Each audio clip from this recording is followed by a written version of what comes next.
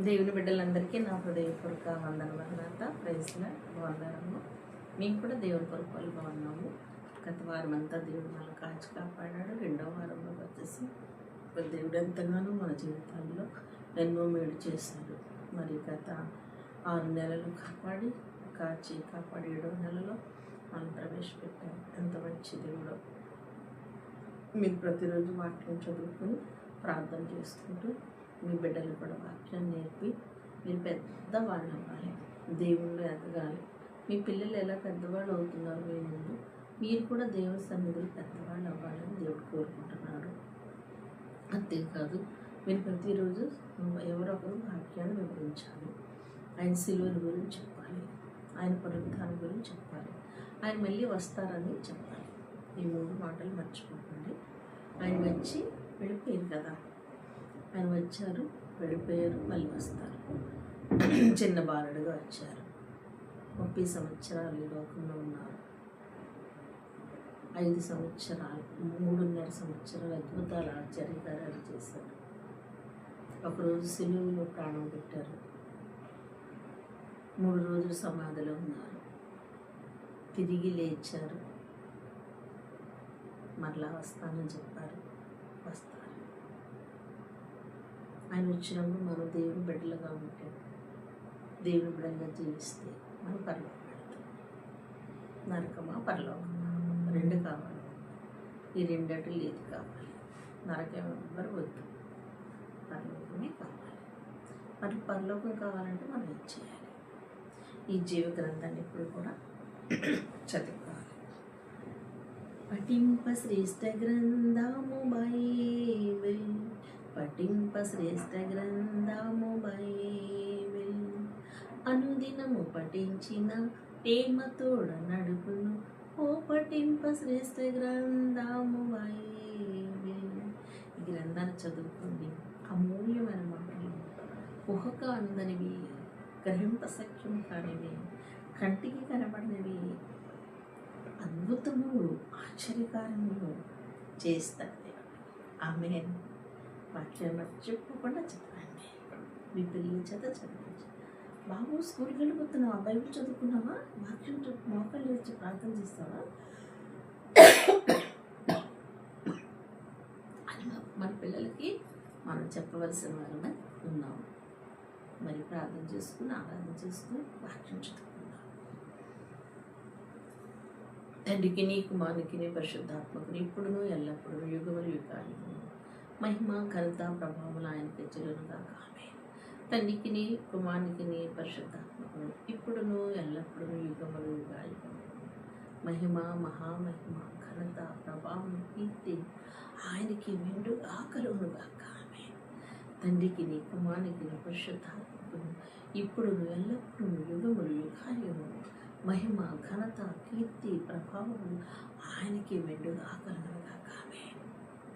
దేవునికే మహిమ, దేవునికే మహిమ, యుగ యుగములు కలుగునుగాక, యుగ యుగములు కలుగునుగాక.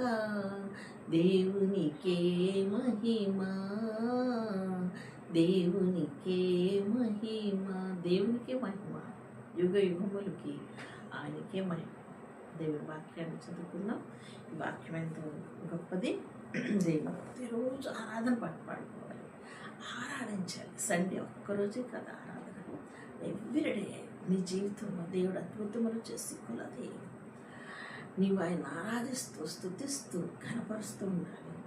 ఇక్కడ దేవుని వాక్యము మనము చదువుకుందాం. మొన్న దైవజనుడి గురించి మనం నేర్చుకున్నాం. ఆఖరు మాట చెప్పడానికి అవ్వలేదు. ఆఖరు మాట ఏమిటంటే 18వ అధ్యాయంలో, 1 రాజులు 18వ అధ్యాయంలో ఆ చివరి మాట చదువుకుంటున్నప్పుడు మనం అందులో ఒక మాట పలకలేకపోయాము, టైం సరిపోలేదు.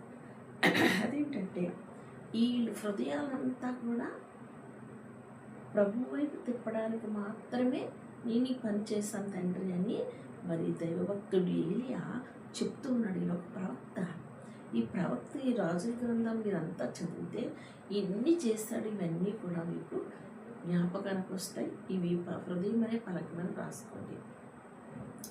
హృదయం అనే పలక మీద రాసుకోమని బైబిల్లో చాలా చోట్ల ఉంది. ఒక చోటు మీకు చూపిస్తాను. అది ఎక్కడంటే సామెతల గ్రంథం 3వ అధ్యాయంలో రాసుకోమంటున్నాడు. ఎట్లా రాసుకోవాలి? పెన్ను కనికి ఏమీ చార్ట్ ఇక్కడ ఏం కాగితం లేదు కదా. అంటే వాటిని అభ్యాసం చేసి ధ్యానం చేసినప్పుడు ఇవి హృదయంలో అలా వచ్చుగుద్దునట్టుగా ఉంటాయన్నమాట. అర్థమైందండి? ఈ వాక్యం చదవండి. ఇక్కడ వాక్యం ఏం చెప్తుందంటే, ఈయన ఏం చేసేది అంత అయిపోయింది. అక్కడ బలర్పణ అయిపోయిన తర్వాత ఈయన ఏం చేస్తున్నాడంటే కొండ మీదకి వెళ్ళిపోయి తన కాళ్ళు మధ్యలో తల పెట్టి దేవుని మహిమపరుస్తున్నాడు. ఎంత గొప్ప దేవుడు! ప్రార్థన చేసుకుంటున్నాడు అక్కడ. అతన్ని వెళ్ళి భోజనం చేసిరానుకున్నాడు. ఈయనైతే భోజనం చేయట్లేదు. ఈయన అక్కడికి వెళ్ళండి పర్వతం మీదకి వెళ్ళి ప్రార్థన చేస్తున్నట్టు ఇక్కడ మనం చూస్తున్నాం. 43వ వచనంలో 1వ రాజులు 18వ అధ్యాయం 43వ వచనంలో చూడండి. కన్నీరు పర్వతం మీదకి పోయి నేల మీద పడి ముఖము మోకాళ్ళ మధ్య ఉంచుకుని తరువాత అతడు తన దాసుని పిలిచి, నువ్వు పైకి పోయి సముద్రం వైపు చూడు మనగా అతడు మొర యొక్క భార చూచి ఏమీ కనబడలేదు. అతడు ఎక్కువ 7 మార్లు పోయి చూడమని చెప్పాను. ఇక్కడ 7 మార్లు అని వ్రాయబడి ఉంది. ఇక్కడ 7 మార్లు ఎందుకు చూడాలి? 7 అంటే ఏమిటి? 7 అనే మాటకి శుభవచనం ఏమిటి? అబ్బా అన్యులు అంటారు 7 తేలుతాడు వింటారా బాబు అంటారు. 7వ దినం మంచిది కదంటారు. 7వ దినం మనకు చాలా మంచిది. 7 సంపూర్ణమైన సంఖ్య. 6 దినములను పని చేసి కష్టపడి 7వ దినం విశ్రాంతి దినం. అందులో మనం యేసు ప్రభువును స్తుతించి ఆరాధించాలని ఆయన మనకి సెలవిచ్చి ఉన్నారు. ఆయన వాక్యాన్ని నెరవేర్చే వరశూరులా మనం ఉండాలి. మరి 7 సార్లు చూద్దాం వాక్యాన్ని. 7 సార్లు ఆయన ఏం చేశాడు? నదిలో 6 సార్లు ములిగడ్డు కానీ స్వస్థత రాలేదు. 7వసారి స్వస్థత వచ్చింది. ఆమేన్. నువ్వు రోజుకి 7 ప్రార్థన చేయి, అద్భుతాలు జరుగుతాయి. ఆమేన్. 7 సంపూర్ణమైన సంఖ్య. చాలా సులువుగా మీకు చాలాసార్లు చెప్పాను.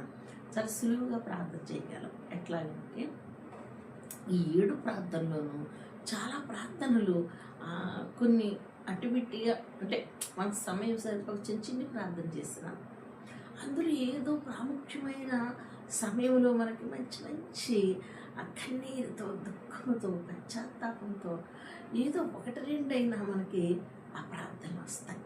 ఆమేన్. కన్నీటి ప్రార్థన దేవుడు చాలా ఇష్టం. విరిగినెలుగు హృదయం ఆయన చాలా ఇష్టం. విరిగినెలుగు హృదయం దగ్గరికి వచ్చేస్తారంట ఆయన. అబ్బా నా బిడ్డ ఏడుస్తుంది అని. తప్పిపోయిన గురు దగ్గరికి, లోతుగా పడిపోయిన గురు దగ్గరికి ఎలా వెళ్ళాడు ఆయన, మన దగ్గరికి కూడా అలా వస్తాడు. నీ కన్నీళ్ళను ఆయన గుడ్డులో దాచి నీకు హెల్ప్ చేస్తాడు, సహాయం చేస్తాడు. చూడండి ఇక్కడ వాక్యం 7 మార్లు అని రాయబడింది. 7 సంఖ్య చాలా గొప్పది. 7 సువర్ణ దీప స్తంభములు పట్టుకుని ఆయన వస్తున్నాడు. ఆమేన్. 7 స్తంభముల మధ్య సంచరించుచున్నవాడు పరిశుద్ధుడని ప్రకటన గ్రంథంలో రాయబడి ఉంది. ఆ 7 స్తంభముల మధ్య సంచరిస్తున్నాడు. 7 దీపములు పట్టుకొని వస్తాడు. అబ్బాయి ఎంత గొప్ప దేవుడు ఆయన, ఎంత మంచి దేవుడు. 7 సంఖ్య చాలా అద్భుతమైంది. దాన్ని మర్చిపోకండి. రోజు 7 సంఖ్య చాలా నా జీవితంలో గొప్ప మేలు చేస్తాడు ప్రభు అని మీరు 7 మార్లు ప్రార్థించడం మొదలుపెట్టండి. ఎన్ని అద్భుతాలు చూస్తారు, ఎన్ని ఆశ్చర్యకారాలు చూస్తారు. ఈ 7 ప్రార్థనలో పాపాలు ఒప్పుకుంటాం, కన్నీళ్ళు కారుస్తాం, పశ్చాత్తాప హృదయం వస్తుంది. ఏదో 7 ప్రార్థనలు ఏదో ఒకటి మనకు ఫలిస్తుంది. ఆమేన్. హల్లెలూయా. అంత మంచి మాటలు ఇందులో రాయబడి ఉన్నాయి. ఏలియా జీవితంలో ఎన్నో అద్భుతములు దేవుడు చేశాడు. ఏలియా అబ్రహాము, ఇస్సాకుని, యాకోబుని జ్ఞాపకం చేసుకున్నాడు. 12 రాళ్ళు జ్ఞాపకం చేసుకున్నాడు. ఆయన క్రమమైన పద్ధతిలో నడిచాడు, క్రమముగా పేర్చాడు. మనం బలిపెట్టాన్ని క్రమముగా పేర్చాలి. అదే మన క్రమశిక్షణ. మనకు ఒక డిసిప్లిన్ అనేది ఎప్పుడైతే ఉంటుందో అప్పుడు మన ఇల్లే కాదు, మనమే కాదు, కట్టబడి ప్రభు దగ్గర వెళ్ళిపోతాం. హల్లెలూయా, దేవునికి మహిమ కలుగును గాక. ఇక్కడ దేవుని వాక్యాన్ని చూద్దాము. చాలా ఎలీషా గురించి, ఏలియా గురించి, రాజుల గ్రంథము 2వ రాజులు, 1 రాజులు చదవండి. అందులో చాలా మర్మాలు రాయబడి ఉన్నవి. మన బలిపీఠాన్ని కట్టడం ఎట్లా కట్టారు, ఎలా కట్టాడు, ఎంత శ్రద్ధగా కట్టాడు అనే విషయాన్ని మనం తెలుసుకున్నాం. చాలా జాగ్రత్తగా కట్టాలి బలిపీఠాన్ని. మరి మోషే బలిపీఠం గురించి తెలుసు కదా మీకు.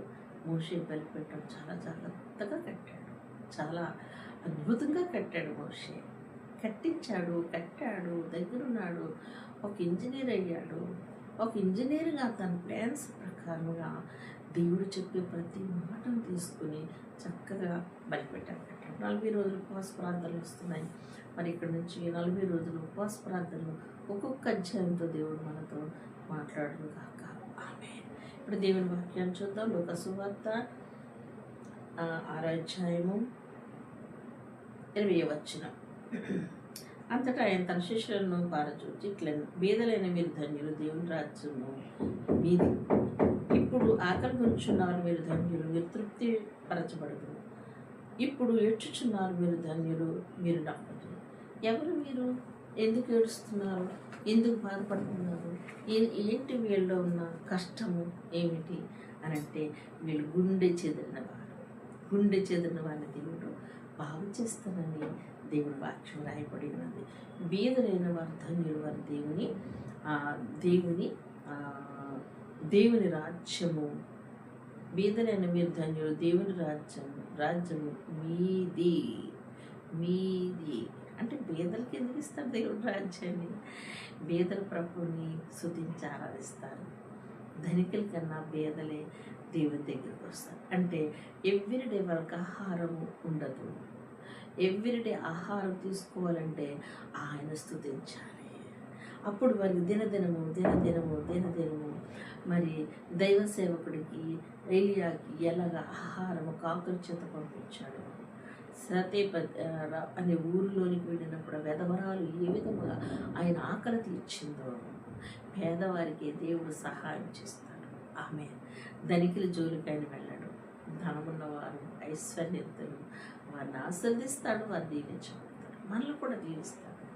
మన పేదరికం ఏమిటి అంటే, బీదలైన మీరు ధన్యులు, దేవుడి రాజ్యము మీది. ఇప్పుడు ఆకలి కొనుచున్నారు మీరు ధన్యులు, మీరు తృప్తిపరచబడదు. మనకి 2 ఆకలి ఉండాలి. 2 ఆకలి. ఒక ఆకలి లోకానుసారమైంది, ఇంకొక ఆకలి ఆత్మల ఆకలి, ఆత్మల రక్షించే ఆకలి. సిలువ మీద దప్పి గురించి ఉన్నారన్నారు. నిజంగా ఆయన దప్పిక ఈ శరీరం గురించి కాదు, ఆత్మలను విడిచిపెట్టి వెళ్ళిపోతున్నానని దప్పిక, ఆత్మలకు రక్షింపబడలేదని దప్పిక. ఆయనకి దాహం వేసింది, ఆత్మదాహం. ఈరోజు మీకు ఆత్మదాహం ఉందా? ఒక్కరికైనా చెప్పగలరు? ఒక్క పత్రికని ఇచ్చారు ఈ నెలలో, ఒక్క మాట అయినా ఎవరికైనా చెప్పారా యేసు గురించి? ఏది నీ సాక్ష్యం? ప్రభు అడుగుతాడు.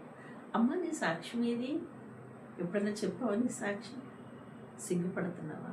ఇక్కడ నువ్వు సిగ్గుపడితే పరలోక రాజ్యంలో నువ్వెవరో నాకు తెలియదు. అదేంటి ప్రభువా?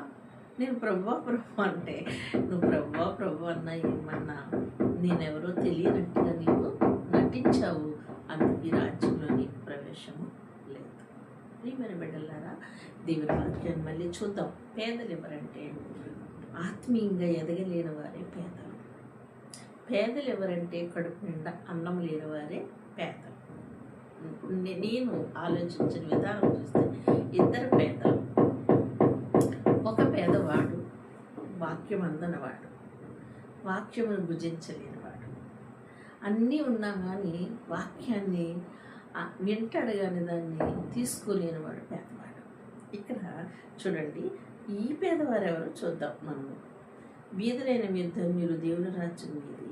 ఇప్పుడు ఆకలి గురించున్నారు మీరు ధన్యులు, మీరు తృప్తిపరచబడదురు. తృప్తి ఎక్కడ వచ్చిందంటే వాక్యం ఉన్నప్పుడు తృప్తి వచ్చింది. అప్పుడు దావీదు మహారాజు అంటాడు కదా, నా గిన్నె నిండి పొర్లుచున్నది. అంటే తృప్తి, చాలా సంతోషం, ఆనందం. మీకు తృప్తి ఉందా? మీరు సంతోషపడుతున్నారా? మీకున్నవి చాలు కదా, ఇక ఎందుకు ఆశపడతటం? ఆశపడాలి, దేవుడిచ్చేది. దావీదు మహారాజుకి ఎన్ని గదులు, ధాన్యం, ధనదరాసులు ఇచ్చాడు, ఎంత బంగారం ఇచ్చాడు, కానీ ఎక్కడ ఆశపడలేదు. కానీ లాస్ట్లో ప్రేయర్లు అంటాడు, ఇదంతా ఇచ్చుటకు నేను ఎంతటి వాడను, నా కుటుంబం ఏ పాటిది అని అడుగుతున్నాడు. నిజం కదా, అలాంటి ప్రార్థన ఎవ్రీడే ప్రతిరోజు మనం చేసుకోవాలి. ఇదంతా ఇచ్చా ప్రభు, ఇదంతా ఇవ్వడానికి నేను ఎంతటి వాడను అని దేవుణ్ణి అడగాలి. దేవుని మహిమపరచాలి. ఇంకా ఇస్తాడు దేవుడు, ఇంకా నీకేమి కావాలో సమస్తం ఇచ్చేస్తాడు. ఆ దావీదు సమస్తమును సంపాదించుకున్నాడు. ఆమేన్, హల్లెలూయా. దావీదు సమస్తమును నీకు కూడా ఇస్తాడు, నాకు కూడా ఇస్తాడు.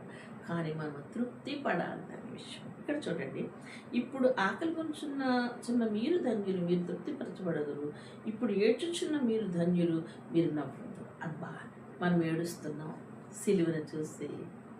సిలువ చెంత చేరిన నాడు కలుష్యములు కడిగి వేసే దేవుని చూసి, ఆ సిలువ ధ్యానం చేసినప్పుడెల్లా మన హృదయంలో మంట, బాధ, వేదన, ఆ సిలువ మర్మం ఎంత గొప్పదో, ఆకాశములకు భూమికి మధ్యన వేలాడి పడుకొని యేసు క్రీస్తును చూస్తూ ఉంటే మనం ఎంతగా స్తుతి చేసినా అందనిది, ఊహకు అందని ఆ అద్భుతమైన సిలువ, ఆ సిలువను చూస్తుంటే ఎంత అద్భుతమో, ఎంత ఆశ్చర్యమో. ఆ సిలువ మనలని కడిగివేసి శుభ్రపరిచి నీతిమంతులు సభలో కూర్చునేటట్టుగా చేస్తుంది. హల్లెలూయా. ఇక్కడ దేవుని వాక్యం మళ్ళీ మనము చదువుకుందాం, చూద్దాము. ఇప్పుడు ఏడ్చుచు మీరు ధన్యులు, మీరు నవ్వుతారు. ఏడ్చుచుపోయేవాడు, విత్తనములు వేసేవాడు, ఏడ్చుచుపోయేవాడు అవి పండి ఫలించినప్పుడు ఎంత సంతోషం. మీ బిడ్డల కోసం మీరు ఏడుస్తున్నారా? ఇర్మియా గ్రంథం 9వ అధ్యాయంలో దేవుడు మాట రాశాడు. అది ఏమిటంటే, మీ పిల్లలకు ఒక ప్రోగ్రాం, ఒక దాన్ని ఏమంటారా అంటే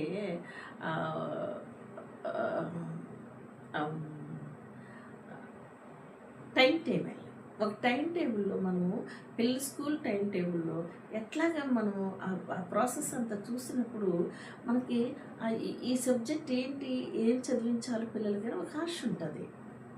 అలా ఎక్కడ కూడా ఆయన రాశాడు, మీ పిల్లలకు ఏమి నేర్పాలంటే కన్నీళ్ళు, ప్రార్థన, ఆ విద్యను నేర్పండి. ఆమేన్. కన్నీళ్ళు కార్చుట కూడా ఒక విద్య. అమ్మ నాకు అది కావాలి, అమ్మ నన్ను అడగకూడదమ్మా, డాడీని కూడా అడగమ్మా, మోకాళ్ళు వేసి ప్రార్థన చేసుకో, దేవుడు నీకు తప్పగిస్తాడు. ఆమేన్, హల్లెలూయా. నీకు తప్పగిస్తాడు దేవుడు. నన్ను అడక్క మునిపే, నీవు నన్ను అడక్క మునిపే నాకు తెలుసు నీకేం ఇవ్వాలో. కానీ అడగా దేవుడిని, నన్ను కూడా అడగచ్చు. నాకన్నా ముందు, డాడీ కన్నా ముందు దేవుడిని అడగాలి. దేవుడు మాతో మాట్లాడతాడు. అప్పుడు నీ ప్రతి అవసరత దేవుడు తీరుస్తాడు అని మన పిల్లలకి మనం బోధించాలి అని అంటున్నాడు. మీ పిల్లలకి ఏడ్పనే విద్యను వాక్యం చూద్దాము. దేవుని వాక్యం ఎంత బాగుందో చూడండి. మన పిల్లలకి ఏమి నేర్పాలో ఇక్కడ అంగలార్పు విద్య ఇర్మియా గ్రంథంలో రాయబడింది. ఇర్మియా గ్రంథము చూద్దాము. దేవుని వాక్యాన్ని దేవుని వాక్యాన్ని చూద్దాం. చూడండి, 9వ అధ్యాయము 20వ వచనం. స్త్రీలారా, యెహోవా మాట వినడి, మీరు చెవియొగ్గి ఆయన మాటలను చెవియొగ్గుడి. మీ కుమార్తెకు రోదన చేయటం నేర్పుడి, ఒకరికొకరు అంగలార్పు విద్యను నేర్చుడి. చూడండి, విద్య, ఇది ఒక విద్యతో దేవుడు ఇక్కడ ముడిపెట్టి ఉన్నాడు. మీ పిల్లల టైం టేబుల్ ఎలా చెప్తున్నారు, అట్లాగే మీరు విద్యను మీ పిల్లలకి నేర్పమని చెప్తున్నారు. నేర్పుతారా? బుక్స్ కావాలి అమ్మ, బుక్స్ కావాలి, ఫీజు కట్టాలి అమ్మ, నన్ను అడుగుతున్నారు, కానీ నాకన్నా గొప్పవాడు ఉన్నాడు ఆయన చూపించేయాలి. మన పిల్లలకి ఆయన చూపించాలి. ఆయన నీకు చేస్తాడు. అమ్మా, నీకు ఆయన చేస్తాడే, నువ్వు భయపడకు, ప్రార్థన చేయి. డాడీ ఆఫీస్కి వెళ్ళారు, లేదా బయటికి వెళ్ళారు, లేదా పనికి వెళ్ళారు, డబ్బులు తీసుకొస్తారు, దేవుడు ఇస్తాడు. ఇవేళ ఇవ్వలేదా, రేపిస్తాడు. ఏం పర్వాలేదు. ఓ సహోదరి హైదరాబాద్లో ఉంది, నర్సాపురం ఉంటుంది. ఆ కుమార్తె చదివించుకుంటున్నారు, హైదరాబాద్లో ఉన్నారు.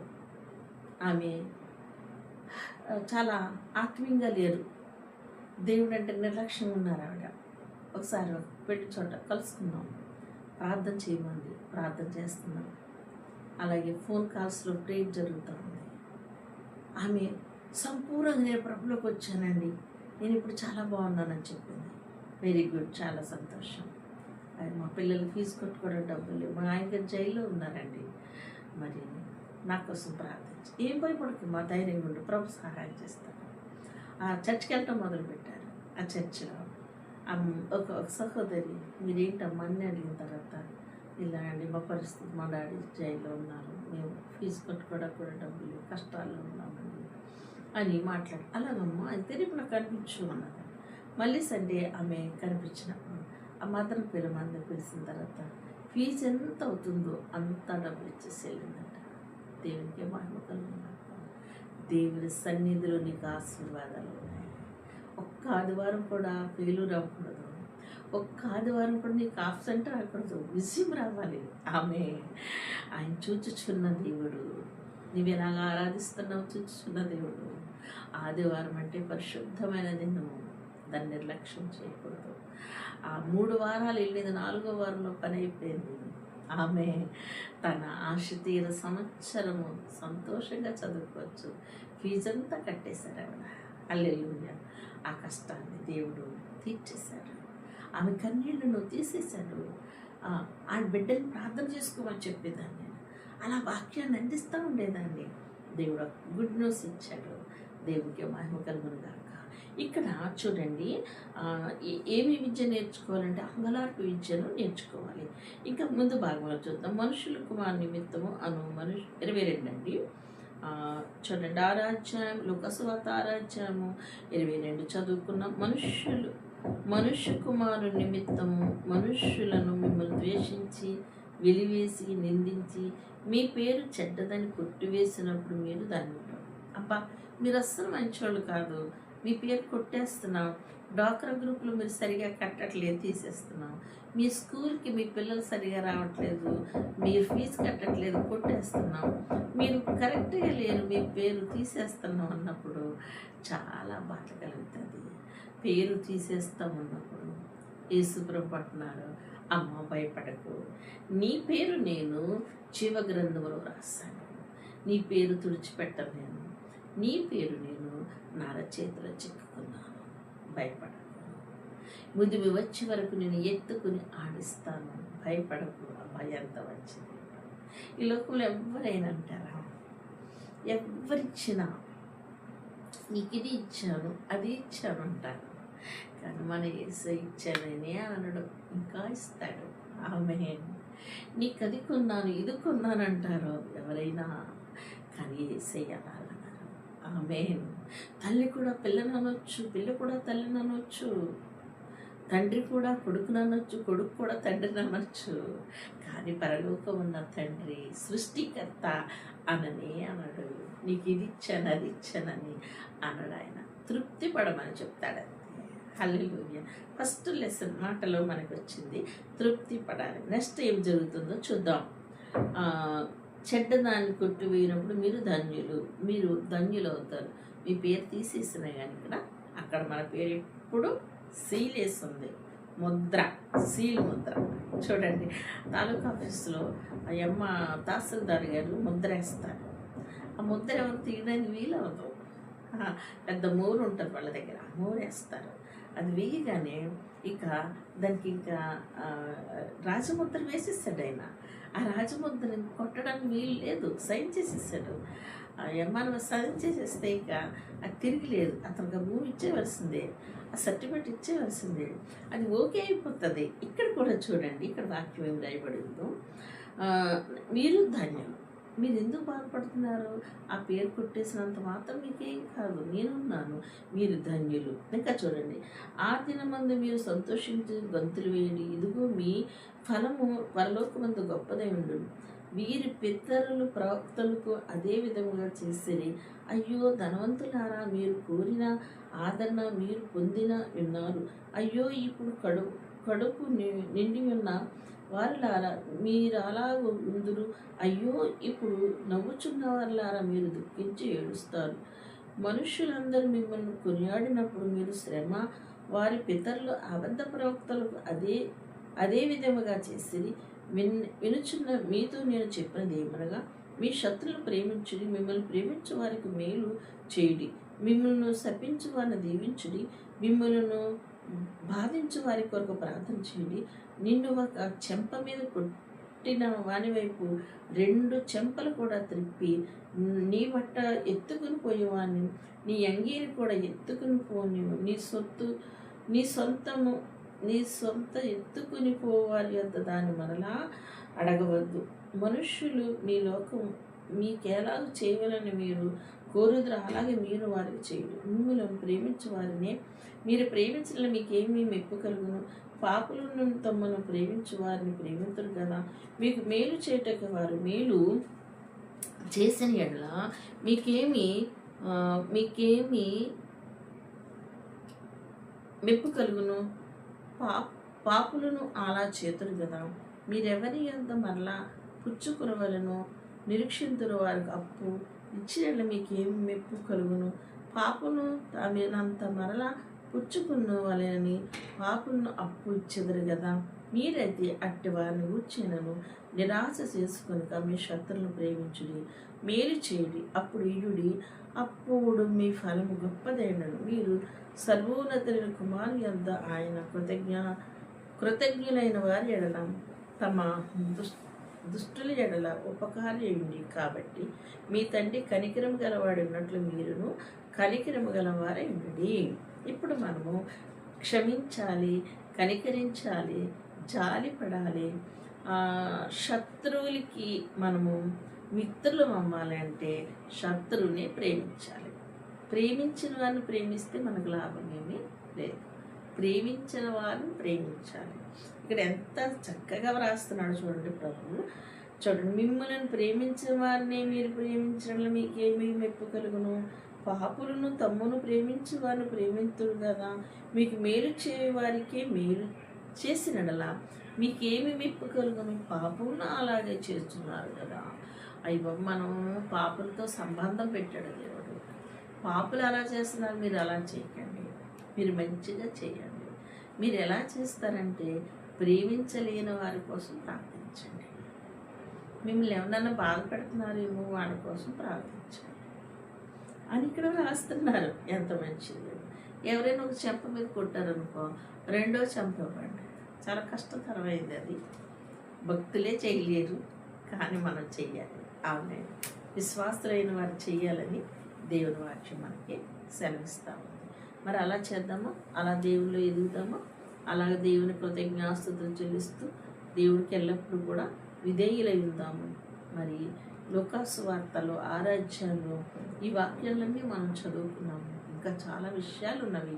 వీటిని మీరు జ్ఞాపకం చేసుకుని మరి మీరు ఎందుకు దుఃఖపడుతున్నారో ఆలోచించండి. అరే, ఈరోజు చర్చికి వెళ్ళలేదని దుఃఖపడాలి. అయ్యో, ఈరోజు ఉపవాసం ఉండలేదే. అయ్యో, అసలు ఈరోజు 3 సార్లు కూడా ప్రార్థన చేయలేదే. అయ్యో, భయం కలిగి భక్తి కలిగి ప్రార్థన చేసుకోవాలి. ఇలా దేవుని సన్నిధిలో ఎదిగితే వారెవరంట? ధన్యులంట. మత్తయి సువార్త 5వ అధ్యాయంలో కూడా ఎన్ని ధన్యతలు ఉన్నాయో మీరు చూశారు కదా. ఆ ధన్యతలన్నీ కూడా దేవుడు మీకు మీ కుటుంబమునకు దేవుడు దయచేయను కాక. ఆమె చిన్నప్పుడు ఒక పాట పాడేవారు బొంతు ధనరాజు గారు. ఆ పాట ఎంత బాగుంటుందో. ఆ చరణం, ఒక్క చరణం. ధన్య ధన్య ధన్య ప్రభుకు తానే రక్షణ మనకు సగెన్. నీ సన్నిధి నీవే తగిన ప్రభువా, సుఖ శాంతులిచ్చితివి.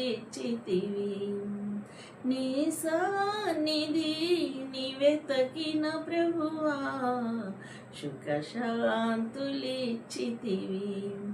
ధన్య ధన్య ధన్య ప్రభుకు తానే రక్షణ మనకు సగన్. దేవునికి మహిమ కలుగును కనుక మీ అందరికీ నా హృదయపూర్వక వందనములు. నాతో ప్రైజ్ లార్డ్.